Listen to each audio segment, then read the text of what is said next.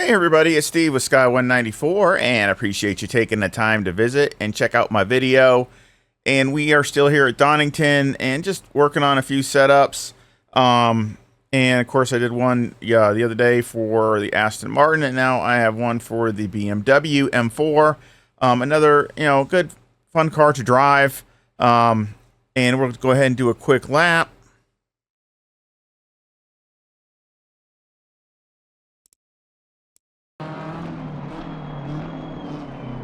Of course, you got to drive it a little bit different. All these cars are unique, which is what I really love about ACC.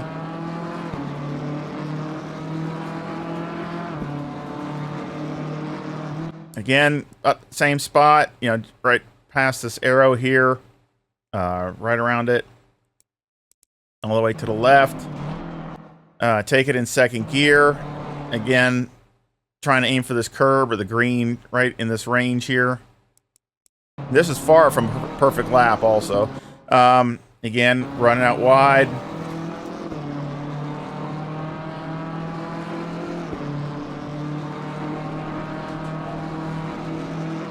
Again, see I'm on the brakes here, but I'm aiming kind of towards this curbing right here is where I'm trying to set the car up to.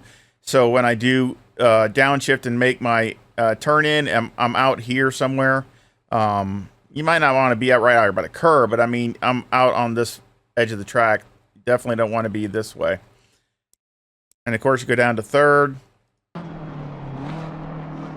Again, hit this on the inside. I hit the grass a little bit there.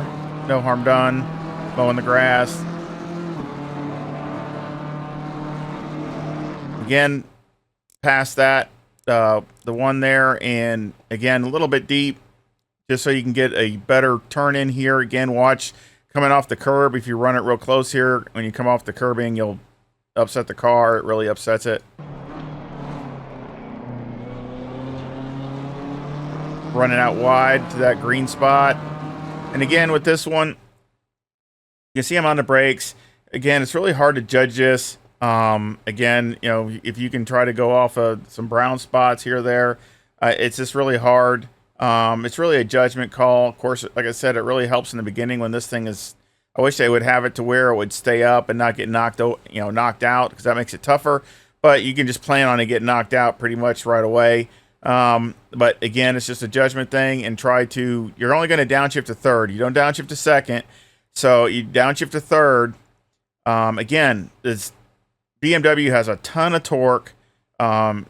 And you don't want to overpower the tires. It's got a ton of mid-range, so use that to your advantage and let the car work through here, and you can get a nice little drive all the way out of here and, let the car work and give it a chance for the tires to hook up.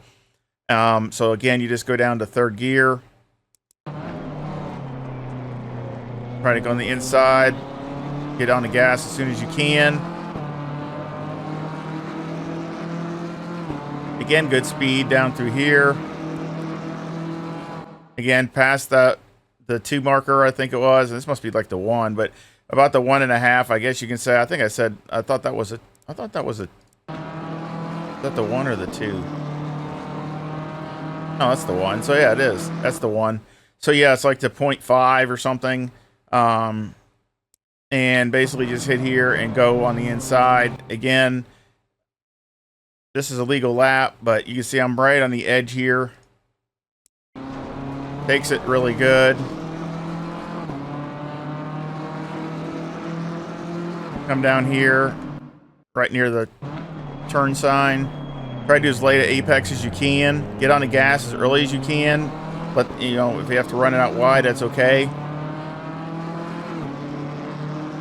And again, here, you're braking right near the end of this striping here.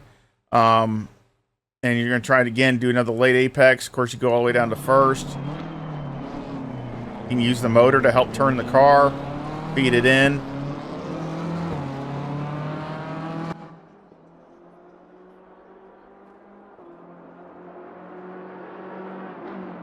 And that was a 126.96. So again, good lap, but far from perfect. So again, really happy with that. And I think I had an 80 something in my Delta, but the last couple corners I just slipped a little bit.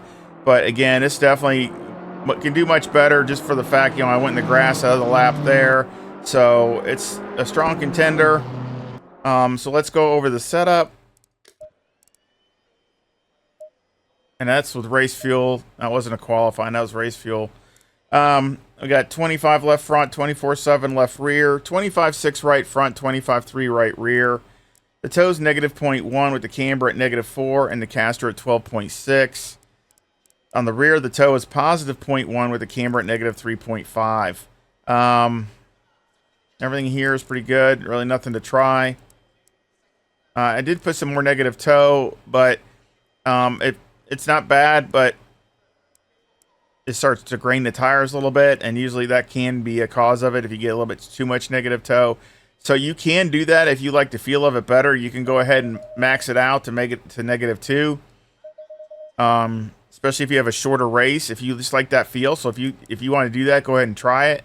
But with me, especially since I try to get on the gas very early, it's probably trying to push the tires since there's so much toe, and it was just graining them a little bit. So again, this is better this way.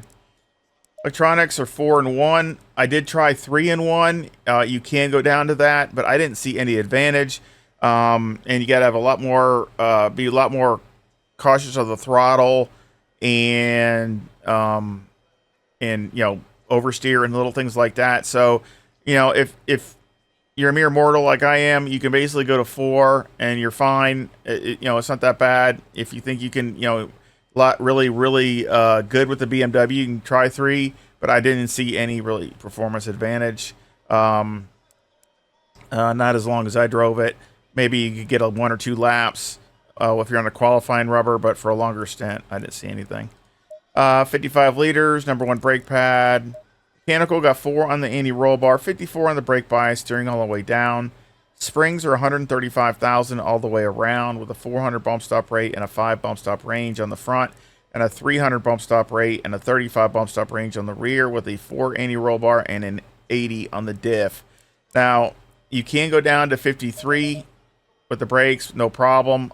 You can't. I didn't try anything lower than that, but it's fine to that with no problem at all. Other than that, this is one of the things you really want to not try to mess with. I think the anti-roll bar is really good with the preload. If you want to change it, do it equally. But I really think that this really helps the car hook up on those tight turns, and also helps it rotate. You need the car to rotate as quick as you can and get on the gas. The faster it does that, it'll drop time. So basically, plus also the diff on that, when you're up on the top of the hill and you're in that right-hander, the diff helps lock up and keeps the car steady. Where if you have less diff, if you're really low on the diff, let's say you got a 30 or 40, what happens is when you're in that turn, it wants to spin the one tire, and it just makes it harder to control, and it makes you wait until you have to be able to get on the gas. So basically, with the diff locking up, it helps the car straighten up and be more stable, and you can get on the gas a lot sooner. So this is definitely something you should try to keep around what it is. Shocks on the front are 9, 12, 11, 12, and on the rear they're 0, 0, 5, and 15. Of course, all my stuff are usually dialed in with Motec. I might make a few little adjustments over that, but it's usually all roughed in by Motec.